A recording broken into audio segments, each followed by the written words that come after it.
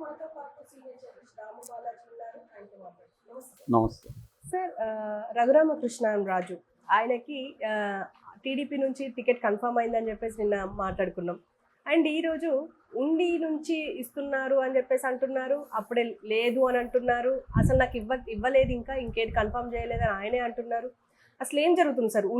ఉండి నియోజకవర్గంలో ఏం జరుగుతుంది? ఉండి ఉందా ఓడిందా అని అందరూ అడుగుతున్నారు. ఎందుకు అడుగుతున్నారంటే రఘురామకృష్ణరాజుకు ఇది ఇచ్చారని నిన్న వార్తలు వచ్చింది, మనం కూడా చెప్పుకున్నాం కూడా, అందరూ కూడా చెప్పారు.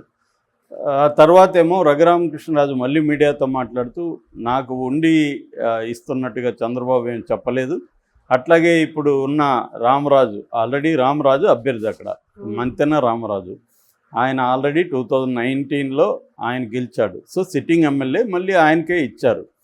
సో ఆయనకు కూడా నీకు లేదు అని కూడా చంద్రబాబు చెప్పలేదు. సో కాబట్టి చెప్పని దాన్ని మీరు ఇవ్వదలుచుకుంటే మీరు ఇచ్చేసుకోండి అని విలేకరుల మీద కూడా సెటైర్ వేశాడు. దాని తర్వాత ఇంకొక సెటైర్ రామరాజు మీద కూడా వేశాడు. ఈయన రామరాజు తాను గొడవ చేయమని తీసుకొచ్చిన వాళ్ళనే తానే ఓదార్చాడు అని కూడా ఆయన మీద కూడా సెటైర్ వేశాడు. సో రఘురామకృష్ణరాజు సో ఇలా సెటైర్లు వేశాడు. దాని తర్వాత ఆయన ఇప్పటి వరకు నేనైతే పోటీ చేసేది గ్యారంటీ, అది ఎంపీగానా ఎమ్మెల్యేగానా తెలియదు, ఎక్కడనేది కూడా తెలియదు నాకు. అదేంటి విజయనగరం నుంచి కూడా ఆహ్వానం ఉంది. ఇదంతా నిన్న ఆయన ప్రెస్ మీట్లో చెప్పాడు. అంటే బాటం లైన్ ఏంటంటే ఆయనకి ఇంకా ఉండి కన్ఫర్మ్ కాలే, కానీ ఉండి ఆయనకి ఇస్తున్నట్టు ఎందుకు వచ్చింది లీక్ వార్త, ఇంకొక ఊరి పేరు ఎందుకు రాలేదు అంటే ఏదో ఉంది కదా, పొగ వచ్చిందంటే ఎక్కడ నిప్పు ఉంది కదా. ఆ నిప్పు ఏంటంటే చంద్రబాబు నిన్న అక్కడ ఉన్న ఆయన వెళ్ళినప్పుడు అక్కడ అనేక మందితో అభ్యర్థులతో సమీక్షలు జరిపాడు. ఈ ఉండి సమీక్ష జరుపుతున్నప్పుడు ఈ మంతెన రామరాజు తర్వాత కలువపూడి శివ అంటారు ఆయన్ని, శివరామరాజు. సో ఈ శివరామరాజు వీళ్ళతో మీరున్నండి, మీతో పని ఉందని చెప్పాడంట. సో దానివల్ల వాళ్ళకి ఏమన్నా ఆల్రెడీ పుకార్లు వస్తున్నాయి ఉండి ఇస్తారని. సో వాళ్ళు ఏమనుకున్నారంటే వాళ్ళకి ఏదో ఇప్పుడు రెగ్యులర్గా పనిచేసే వాళ్ళకి రాజకీయాల్లో ఎక్కడో చోట లీకేజెస్ ఉంటాయిగా. సో ఏ డ్రైవరో లేకపోతే ఏ నీళ్ళు ఇచ్చేవాడో ఎవడో ఒకటి మోస్తాడుగా, అలా వాళ్ళకు ఉంది కాబట్టి వాళ్ళు వచ్చి అక్కడ ధర్నా చేశారు. ఇది మంతెన రామరాజుకే ఇవ్వాలి, ఉండి రామరాజు అడ్డా అనేసి వాళ్ళు నినాదాలు ఇచ్చారు. వీ వాంట్ జస్టిస్ అని ఇచ్చారు. అవన్నీ వీడియోలు ఉన్నాయి. సో దాని తర్వాత ఈయన మంతెన రామరాజు వెళ్ళి వాళ్ళతో ఇంకా కన్ఫామ్ కాలేదు, మీరు ఇప్పుడే ఆందోళన చేయకండి అని ఏదో సముదాయించినట్టుగా ఉంది. అంటే దానివల్ల ఏమన్నా ఆగాడా చంద్రబాబు? ఆల్రెడీ ఏంటంటే ఉండిలో ఇద్దరు రామరాజుల మధ్య గొడవలు ఉన్నాయి.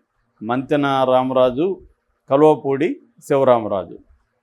ఆ శివరామరాజు గతంలో ఆయన అక్కడి నుంచి ఎమ్మెల్యేగా ఎన్నికయ్యాడు 2014లో. అయితే 2019లో ఆయన ఎంపీగా నర్సాపురం నుంచి కంటెస్ట్ చేశాడు. ఇతన్నేమో అక్కడ పెట్టారు, ఎవరిని, ఈ మంతెన రామరాజుని. సో ఇప్పుడు నర్సాపురంలో ఆయన ఓడిపోయాడు, మంతెన గెలిచాడు. ఇప్పుడు ఆయనకి మళ్ళీ నాకు ఎంపీ ఏమొద్దు, నాకు ఉండినే కావాలి, నేను ఎందుకంటే ఆల్రెడీ గెలిచాను. 2009లో ఆయన గెలిచాడు, 14లో గెలిచాడు, 2 సార్లు గెలిచాడు ఆయన. సో మళ్ళీ నేను అక్కడ నిలబడదామని ఆయన అనుకున్నాడు. కానీ ఆయనకి ఇవ్వకుండా ఆల్రెడీ సిట్టింగ్ ఎమ్మెల్యే ఉన్నాడు కాబట్టి మంతెన రామరాజుకి చంద్రబాబు ఇచ్చాడు. సో ఇప్పుడు ఆయన రెబల్గా ఉన్నాడు. సో శివరామరాజు రామరాజు రెబల్గా ఉంటాయి. ఇప్పుడు రఘురామరాజు రంగంలోకి వచ్చాడు. ఇదేంటంటే ఎందుకు దీని మీద ఎంత కాంపిటీషన్ ఉందంటే ఉండి అనేది బలమైన తెలుగుదేశం నియోజకవర్గం. దాదాపు ఇప్పుడు 1983 నుంచి ఇప్పటి వరకు 7 సార్లు గెలిచింది తెలుగుదేశం. ఒకే ఒక 2004లో మాత్రమే కాంగ్రెస్ గెలిచింది. సో 1983, 85, 94, 99, 2009, 2014, 2019 7 టైమ్స్ అక్కడ తెలుగుదేశం వాళ్ళే వచ్చారు. సో ఒక వేవ్ ఉన్నప్పుడు కూడా, అంటే 2019లో జగన్ వేవ్ ఉన్నింది కదా, ఓన్లీ 23 వచ్చే తెలియదు. ఆ 23లో కూడా ఇదొకటి అనమాట.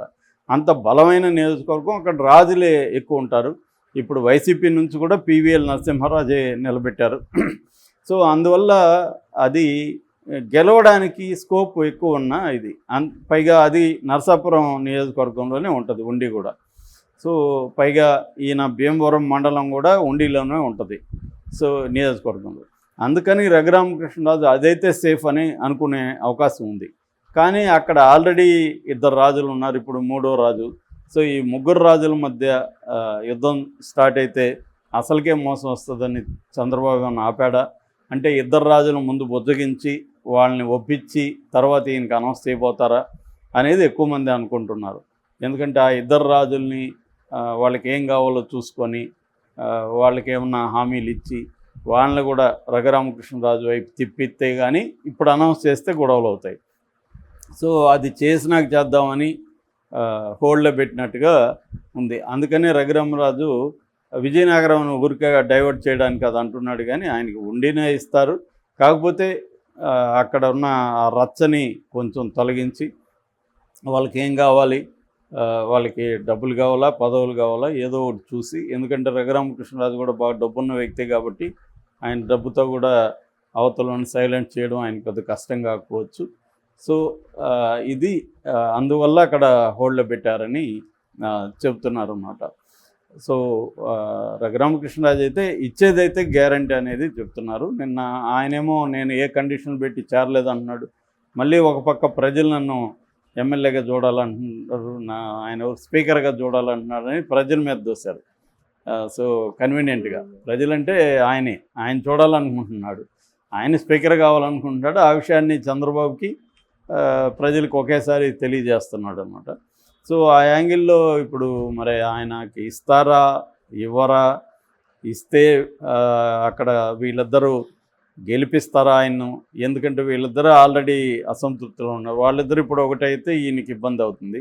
ఎందుకంటే ఈయన బయట నుంచి తెచ్చి ఉంటే నువ్వన్నా ఉండాలి లేకపోతే నేను ఉండాలి, కానీ అతను కూడా అని ఒక ఇది కూడా ఉండే అవకాశం ఉంది.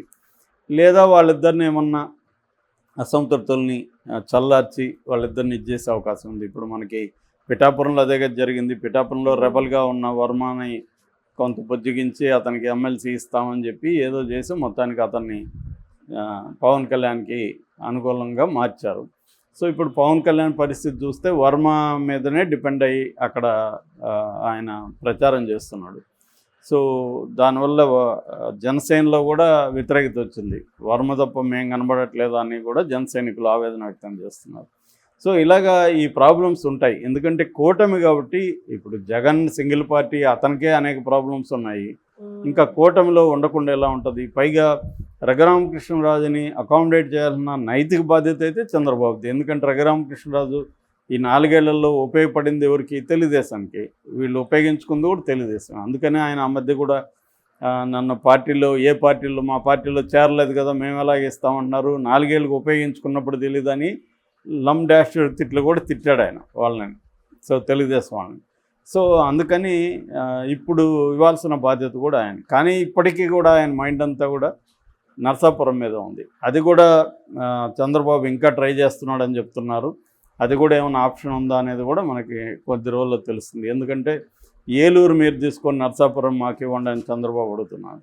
కానీ ఇదంతా డ్రామాలాగా అనిపిస్తుంది. ఫస్ట్ ఆఫ్ ఆల్ చంద్రబాబుకి తెలీదా ముందు రఘురామకృష్ణరాజు ఇక్కడ ఉన్నాడు, ఆయన ఎప్పటి నుంచో చెప్తున్నాడు ఓపెన్గానే నేను ఇక్కడి నుంచో పోటీ చేస్తాను అంటున్నాడు. రెండోది ఇంకొకటి ఏంటంటే మనకు తెలిసిన విషయం, రఘురామకృష్ణరాజు ఎప్పుడో తెలుగుదేశంలో చేరడానికి ట్రై చేశాడని చంద్రబాబు ఆపాడని కూడా అంటున్నారు. ఎందుకంటే ఇది బీజేపీ అడుగుతుంది.